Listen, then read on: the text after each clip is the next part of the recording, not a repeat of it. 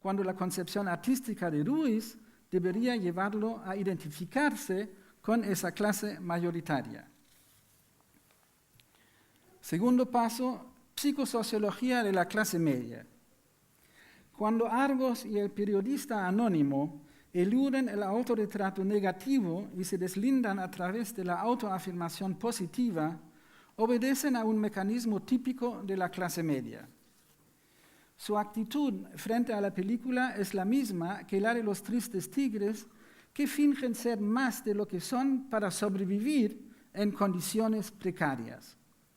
La dialéctica del deslinde de los de abajo y de la identificación con los de arriba no es el único rasgo de una mentalidad que sea de clase media, de pequeños burgueses, que Ruiz ilustra y cuyo reconocimiento quiere imponer. Para que no piensen que se trate de una actitud que sea únicamente chilena, los alemanes definimos esta actitud general de agacharse frente a los pudientes y maltratar a los que consideramos subalternos, como la actitud del ciclista, que precisamente hace eso, se agacha para arriba y da puntapiés para abajo, ¿no? La actitud del ciclista, que es una expresión muy corriente en Alemania. Hago un pequeño inciso sobre nuestra terminología. Utilizamos clase media para designar un sector económico-social y pequeña burguesía para hablar de un conjunto psicosocial cuyos integrantes abarcan tanto al clásico tendero, Rudi, que es un vendedor de autos, como al intelectual, Luis, que es un profesor de provincia en este caso, y al trabajador ocasional, Tito. Como vimos, es vasta la gama de términos para definir estos grupos sociales que tienen como denominador común la inseguridad de su estatus social y el miedo al descenso. En su seminal análisis del bonapartismo, Marx insiste en la necesidad de una definición amplia de la pequeña burguesía que considere no solo la posición social real, sino también la disposición mental. A esta concepción corresponde, y cito del 18 Brumario de Luis Bonaparte, toda esa masa informe, difusa y errante que los franceses llaman la bohemia, a la cual Marx se refiere para describir la base social del bonapartismo. El bonapartismo que se ha considerado como un prefascismo en la mitad del siglo XIX, en el momento en el cual, del golpe de Estado que dio Napoleón III contra la república que surgió de la Revolución de 1848. No es casual que la bohemia aparezca en las reseñas sobre Tres Tristes Tigres. También el término lumpenburguesía, que usan los entrevistadores de primer plano para hablar de una capa social muy ambigua e indefinible que se sitúa como clase media baja, remite al estudio de Marx, donde lumpenproletariado aparece como sinónimo de bohemia. El mismo Ruiz define a sus protagonistas Tito y Rudi como lumpenproletario y lumpenburgués, respectivamente, paródicos, dice Ruiz, del patrón y el esclavo. En una entrevista con René Naranjo, bastante reciente. Tres Tristes Tigres puede verse, en efecto, como un retrato fehaciente de la personalidad autoritaria que no ha podido desarrollar una identidad, un ego fuerte, y tiende a someterse a cualquier autoridad en una relación de obediencia y rebeldía a la vez. La escasez de recursos conlleva la necesidad de adaptarse a las circunstancias con los corolarios de la venalidad, el papel primordial del dinero, y la compensación de comportamientos deshonestos o incluso rayanos en el crimen a través de una moral hipócrita. La constante ambigüedad del mundo pequeño burgués genera una agresividad difusa que en momentos de crisis se desata contra un chivo expiatorio buscado entre los otros supuestamente débiles. Tercer paso, Tito y Rudi como pequeños burgueses. El conflicto entre Tito y Rudi, esa dialéctica perniciosa con rasgos de círculo vicioso, ilustra a la perfección el síndrome psicosocial detectado por los sociólogos. Tanto Tito como Rudy confrontan la misma necesidad de sobrevivir en un mundo dominado por el dinero. La abulia del primero tiene la misma raíz que el cinismo del segundo, ya que ambos se prostituyen, se venden, Rudy al capitalista anónimo y Tito a Rudy. También su manera de actuar es idéntica. La insatisfacción consiguiente se compensa por el machismo, el alcoholismo y, en última instancia, la violencia. El potencial agresivo es la tara más peligrosa del sistema de explotación dentro del cual funcionan los dos hombres mezclando la pasividad masoquista con la actividad sádica entre autodestrucción y predisposición a la brutalidad asesina. Se reconoce aquí un síndrome fascistoide tristemente conocido tanto en Alemania como en Chile y otras partes del mundo. Con lo cual, por supuesto, no digo que Raúl es fascistoide, sino que él detecta ese síndrome en la sociedad que está retratando en su película Tres Tristes Tigres. Cuarto paso, el sistema expresivo de Ruiz en Tres Tristes Tigres, de la sociología a la estética. La genialidad de Ruiz consiste en haber creado todo un sistema de expresión cinematográfica que es el equivalente exacto de este complejo psicosocial. Ya en el momento del estreno de Tristes Tigres, el gran crítico chileno Joaquín Olaya se fija en la perfecta correspondencia entre fondo y forma. Al convertir en materia cinematográfica una parte de la realidad chilena a través de un sistema composicional, Ruiz se perfila como, dice Olaya, un autor cinematográfico en el sentido cabal del término, aludiendo al cine de autor, al cine de autor, propagado por los directores de la Nouvelle Vague, sobre todo, y por Bazin.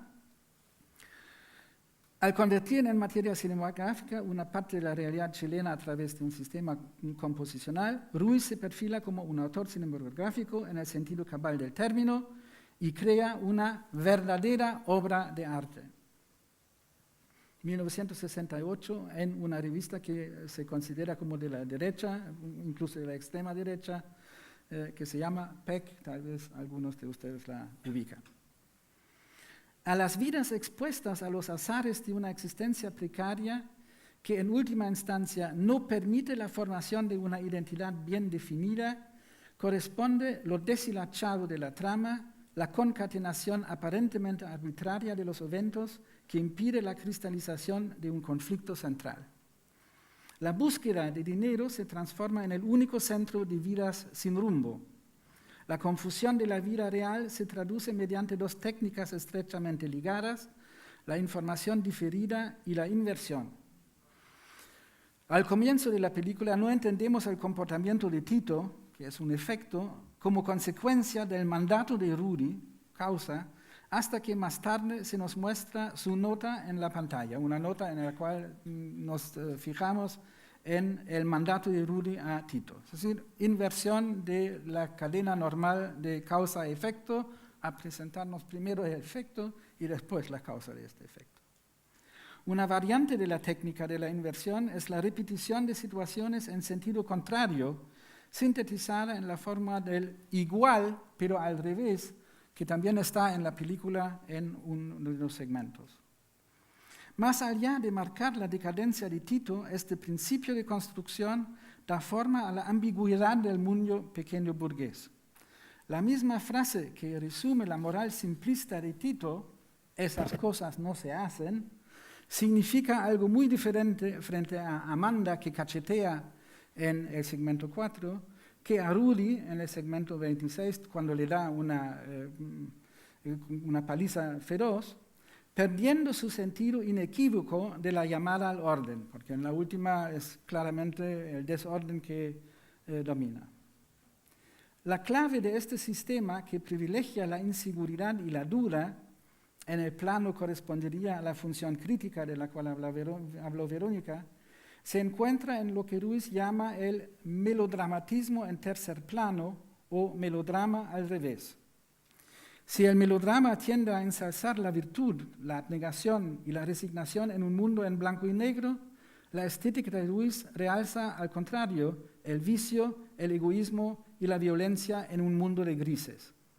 La prostitución de Amanda podría haberse mostrado como el sacrificio de la hermana en aras de la salvación del hermano, de las garras de un patrón sin escrúpulos. Por el contrario, Ruiz nos confronta con tres individuos marcados por sus defectos, sus derrotas y su soledad en una escala de valores, según su propia expresión, en la cual no faltan la ternura, la conmiseración y el dolor. Quinto paso, Tres tristes tigres en términos filosóficos. Si la factura de Tres tristes tigres permite una aproximación sociológica que no merma su valor estético, la riqueza de la película se corrobora a partir de un análisis de niveles significativos más escondidos. En efecto, al prescindir del marco social, se puede llegar a definir un conjunto de concepciones filosóficas que corresponden a una constante de la visión ruisiana del mundo, informada por un existencialismo sui generis. Estoy suponiendo que tienen por lo menos alguna idea de lo que es existencialismo. Podemos descubrir en Tito no solo el lumpenburgués del cual estaba hablando Ruiz, sino a un hombre común en busca de identidad. El Jedermann, cada uno, Jedermann en alemán, hecho de abstracciones, según el propio Ruiz en la Poética del Cine 2, donde reproduce el término alemán bastante conocido en el mundo de la cultura, pero que no es otra cosa que el cada uno. Es, otro alemanazo, es Das Mann, el uno, de Martin Heidegger, y cito una frasecita de Heidegger, que no es nadie determinado y que son todos. El uno, que no es nadie determinado y que son todos. Este ser sin ser en el periplo sin fin entre la abulia y la rebeldía que encontramos en todas las obras de Ruiz, desde sus obras teatrales. Por ejemplo, en el centro del primer estreno teatral de Ruiz, El automóvil, que se representa en 1959 aquí en Valparaíso, en la Universidad Federico Santa María, un padre y un hijo se afanan en la construcción nunca acabada de un auto propio, con partes recolectadas en los márgenes de la legalidad, en un taller medio garaje y medio living. Tironeado entre el sueño de libertad y los deberes sociales que podrían imponerle los sueños de los otros para movilizarse con el auto, el padre trata de destruir el auto cuando por fin funciona. Para salvar la obra, el hijo llama a los carabineros, los únicos que no deberían saber de la actividad clandestina. Definitivamente, este automóvil no movilizará a nadie. Se reconocen sin mucha dificultad el personaje de Tito entre el deber y el placer, además del círculo vicioso de las condiciones de vida y la violencia repentina. Tres tristes tigres invita también a una lectura alegórica con reminiscencias de la psicomagia y del auto sacramental del siglo de oro, especialmente el auto sacramental en Calderón de la Barca, que conocía bien Ruiz. Son sobre todo los personajes añadidos por Ruiz al reparto original de la pieza de Alejandro Ziewikin los que facilitan el paso del nivel social al nivel filosófico.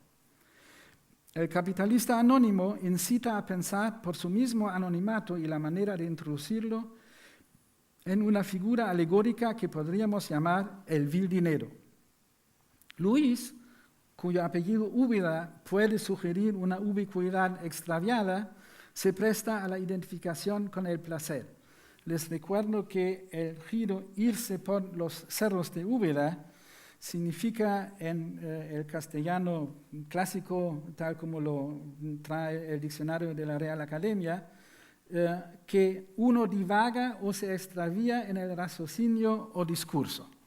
lo que ya escuchamos varias veces, como esto del gallo al burro, etc., de la concatenación arbitraria, etc.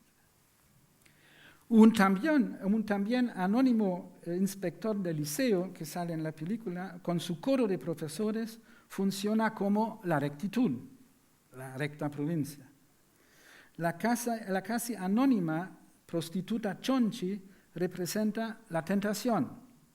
A partir de este conjunto es fácil ver a Rudy como el deber y a Tito como el hombre común, tironeado entre el placer y el deber, con la venalidad, Amanda, la hermana cómplice, a su lado. Este hombre común que tiene que volver a empezar su historia sin poder salir de su laberinto puede ser también Sísifo o el hombre de la maleta o el marinero del barco fantasma o Segismundo o los perdidos de la película El Territorio o de la Isla del Tesoro, es decir, el protagonista de una siempre repetida historia que Ruiz ha definido como historia inmortal en Poética del Cine. Antes de transformarse Ruiz en el demiurgo de este ensayo, Poética del Cine, Ruiz es más modesto. En una entrevista con un periodista español, declara en los años 80, hace tiempo que sueño cinematográficamente, sueño con una secuencia de base que es siempre la misma, que se convierte en una especie de sistema reductor que siempre es idéntico, un sistema que tengo la impresión que existe desde antes de la invención del cine. Fin de la cita. Sexto paso, Tres tristes tigres y el psicoanálisis, el inconsciente personal de Ruiz, no el inconsciente fotográfico, el inconsciente personal de Ruiz. Basta con un pequeño cambio de enfoque para descubrir detrás de la historia inmortal no el inconsciente fotográfico, de lo cual habló Verónica un poco, sino un inconsciente muy personal. La escena originaria de Ruiz contada en una película familiar, Freud todavía habla de novela familiar, lo podemos transformar con facilidad en película familiar. Una película familiar de muchos episodios. Si reemplazamos el hombre común, Tito, por un yo en gestación, el placer, Luis, por el principio del placer, y el deber, Rudy, por el principio de realidad, nos encontramos con un clásico triángulo freudiano. Un chiste de Ruiz podría leerse como confirmación de un reparto simplista de estos papeles. Cito a Ruiz a partir de una entrevista de 1990 en el Mercurio. Cito, como mi papá es de Chiloé y mi mamá de Mulchen, soy mestizo. Sin embargo, el mestizaje psíquico de Ruiz es más complicado. El padre y la madre de Ruiz adoran a su hijo algo enfermizo en sus primeros años, padeció de tuberculosis, de su vida. Pero el padre, capitán de la Marina Mercante, está muchas veces ausente y cuando vuelve celebra sobre todo las diabluras del pequeño, Raúl. Por el contrario, la madre, profesora de matemáticas y de contabilidad, representa una actitud más severa y metódica.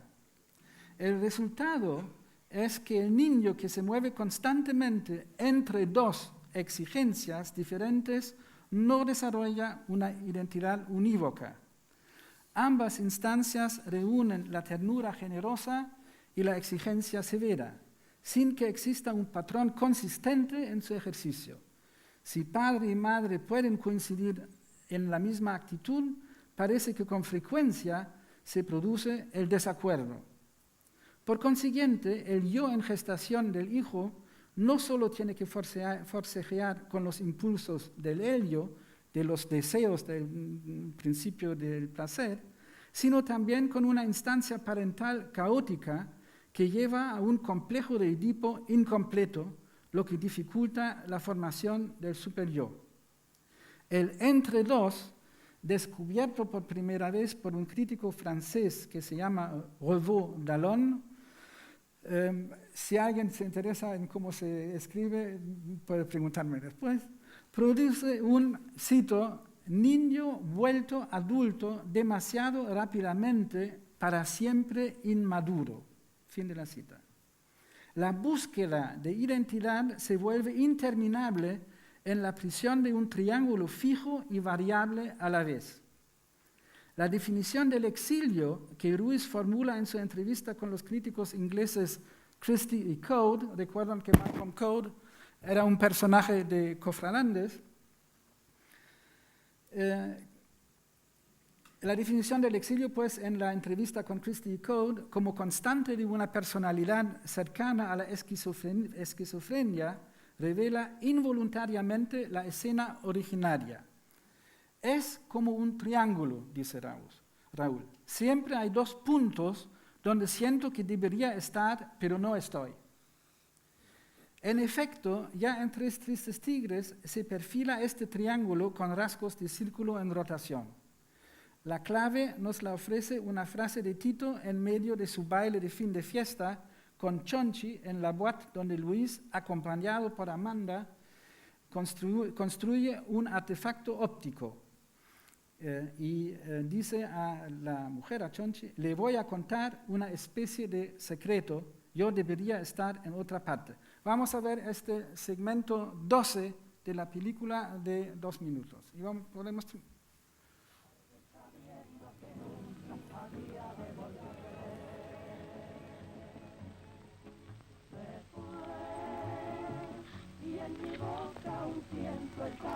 La verdad es que yo no me la merezco. O sea que yo no merezco esto. ¿Qué cosa? Le voy a contar una especie de secreto. Yo debería estar en otra parte. ¿Usted también? ¿Qué hora es? No sé, tendría que mirar. Mire. Con permiso. ¡Cuidado! Ya lo vi. No lo ataje. Se va a caer. Alegría y buen provecho. Mándele otra botella. Camina, señor. Eso. Ahora, mire con cuidado. Esta se refleja allá. Eso es. Pasando de largo hasta la del mesón. Ahí. Y esa con la de la calle. ¿Eh? Ese puntito que aparece de repente, ¿qué será? Nada. Tanto como nada, no. Es la estación Mapocho. Esa raya es en Mapocho, ¿Cómo sabes? porque es más grande que esta otra, que viene a ser Independencia. Bueno, ¿dónde está la moneda? A ver la lucecita. Gracias. La tapa del San Cristóbal. Ahí. Si tuviéramos un par de botellas frente al Far West y otra en la esquina. Dos al Far West y otra en la esquina. Camina, señor. 5 minutos más. Vamos a ver la cordillera.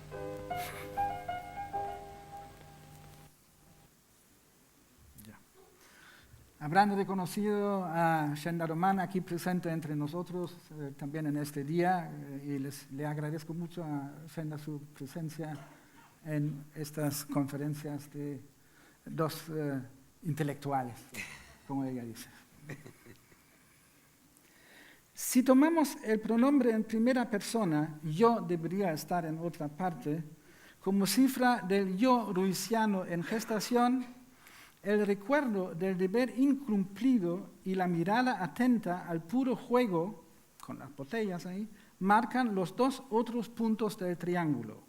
El principio de realidad en el padre ausente y el principio, Rudy en este caso, y el principio de placer en la presencia de la madre al lado del hijo, Amanda con Luis. En los brazos de Tito, Chonchi que es tanto un objeto del deseo como un símbolo del padre, puede ser símbolo del padre porque el nombre de ella es el nombre de un lugar, como saben, probablemente, de Chiloé, y con este nombre hay una alusión clara al lugar de nacimiento del padre Ernesto Ruiz, ¿no? Entonces, en este sentido, Chonchi es a la vez objeto del Liceo como mujer y representación del padre, como vamos a ver después, o no vamos a verlo aquí, pero en la película está en otro plano donde Chonchi claramente le recuerda a Tito el deber. No es una figura muy ambigua. Chonchi, pues, es tanto un objeto del deseo como un símbolo del padre y representa el doble del yo ruisiano inestable entre padre y madre. Desde la perspectiva psicoanalítica, este fin de fiesta puede verse como un auto personal en miniatura en el cual se percibe no solo el frágil yo, sino incluso el proyecto cuya realización le va a permitir a Ruiz superar el Edipo incompleto, juntando los dos polos del deber y del placer, la creación cinematográfica. En la creación cinematográfica como placer y como actividad seria, productiva, se juntan estos dos polos del principio del placer y del principio del deber. El derrumbe espectacular de la instalación luisiana-ruisiana es una hermosa confesión de sus fracasos anteriores, las películas no terminadas. Al mismo tiempo, la obstinación de Luis en rearmar su artefacto bajo la mirada de Amanda puede verse como imagen del joven Raúl que trata de convencer a su madre de la validez de su proyecto artístico. Un trabajo tan serio como el del padre. El capitán se asoma en la botella transformada en una especie de catalejo y la esperanza de un dinero futuro podemos verla cifrada en la moneda tapada por el Cerro San Cristóbal, ¿no? En la escena Amanda pregunta, ¿y dónde está la moneda? Y la respuesta es que, bueno, que todavía la tapa el Cerro San Cristóbal.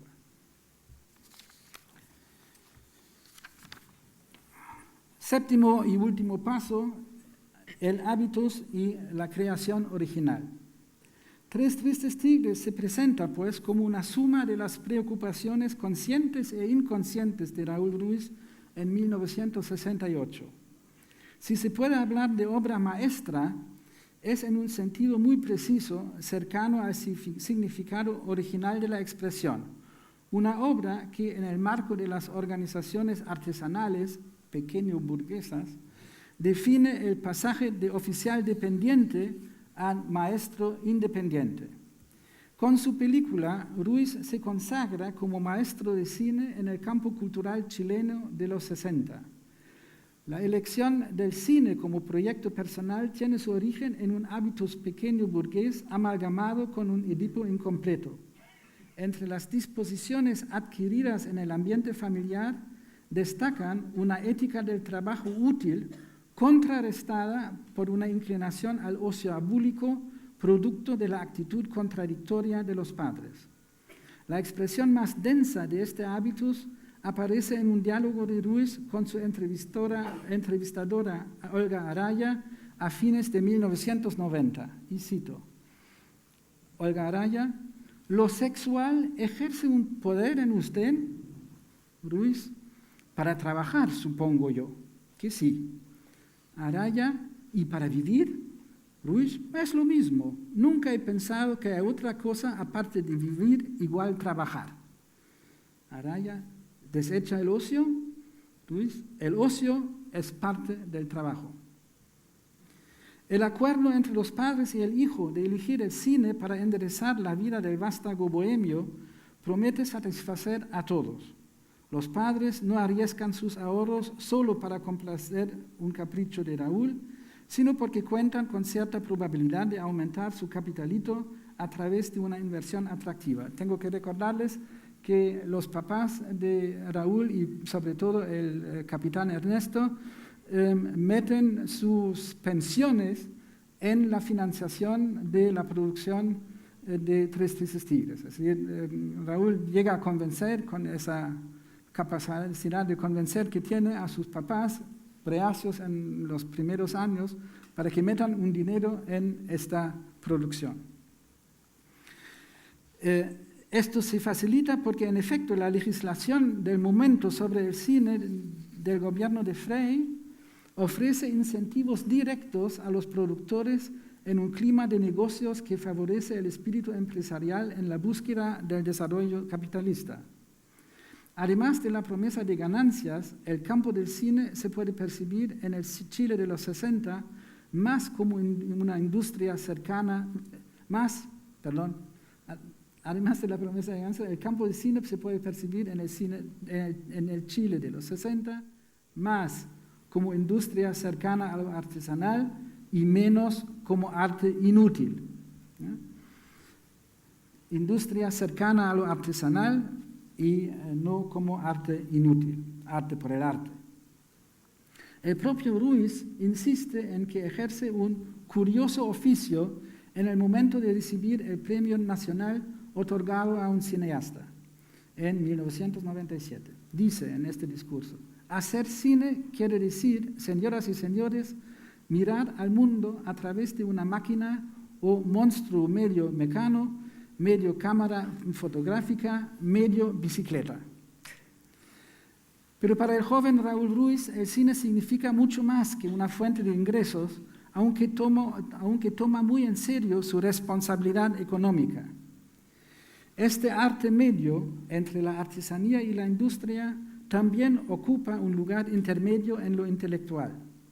Entre la literatura, que presupone un capital cultural considerable en aquel entonces, y la televisión de poco capital cultural, el cine surge como un arte más viable en el cual Ruiz puede volcar el abigarrado conjunto de cultura híbrida que maneja con maestría.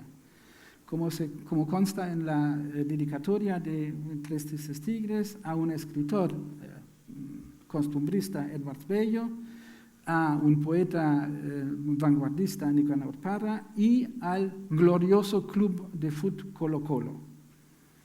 Una vez más, el discurso del Premio Nacional ofrece una definición muy rusiana. Cito: en eso, mis amigos, consiste nuestro arte, en irse por las ramas derecho a lo esencial. De él no se espera plusvalía ni gloria, sino inquietud y estupor. Arte difícil porque es demasiado fácil y tan fácilmente inaccesible.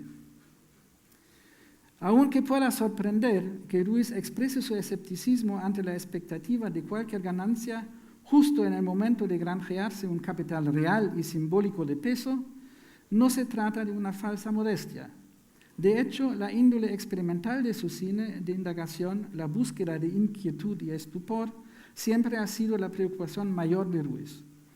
Por supuesto, las características de vanguardia a las cuales la crítica posterior se refiere con los términos de surrealismo y barroquismo, le aseguran un puesto único en el campo del cine chileno de fines de los 60.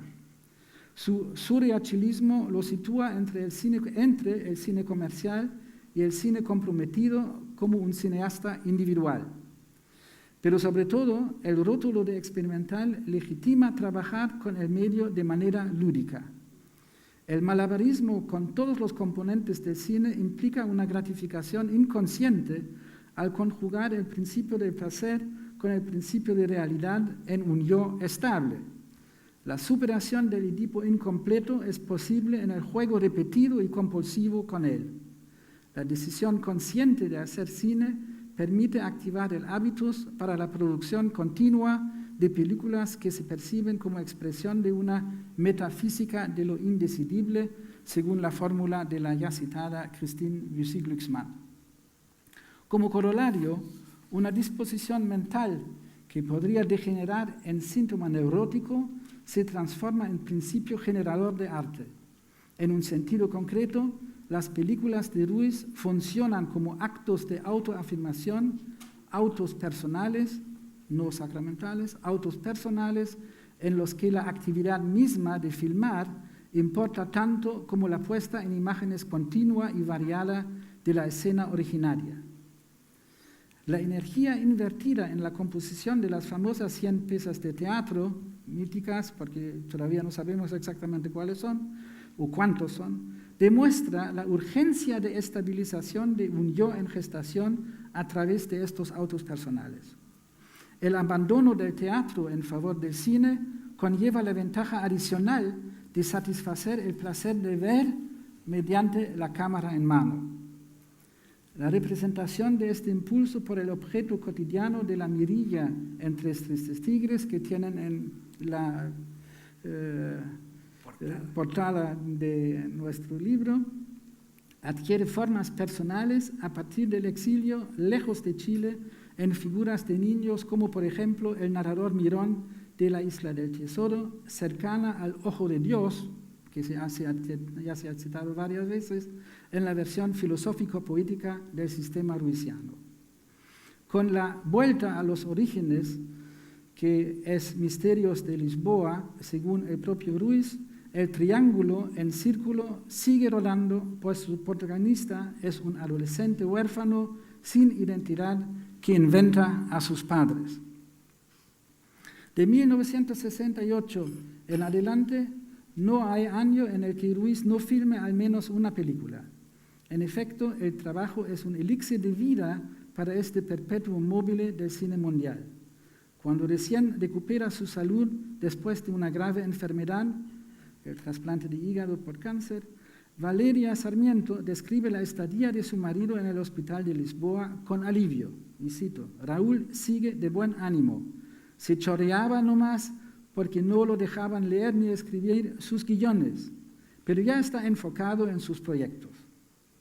Al presentar Misterios de Lisboa en el Festival de San Sebastián, donde gana la Concha de Plata al mejor director, Ruiz rebosa con ideas.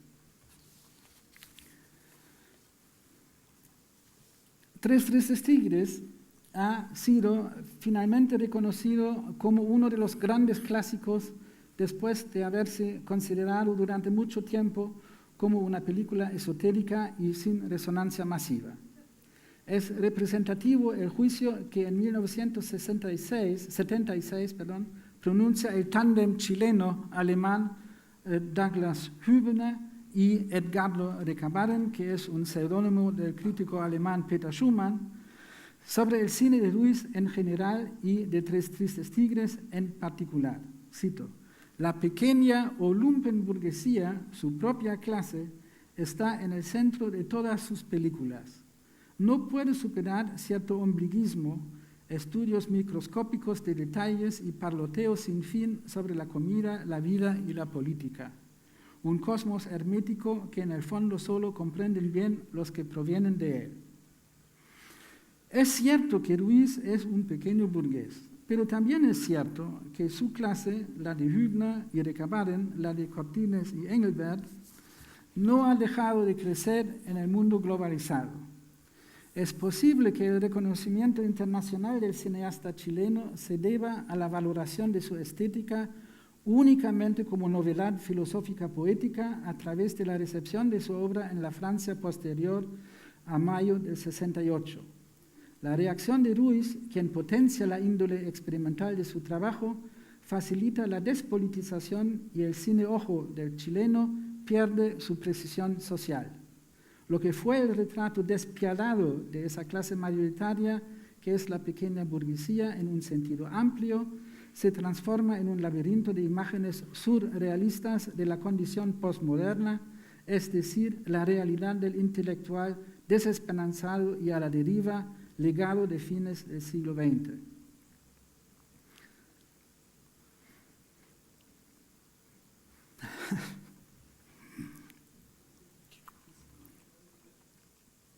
Frase final, notable. La revelación de los misterios de Santiago en Tres Tristes Tigres se prolonga en la confabulación de los misterios de Lisboa. Muchas gracias por su atención.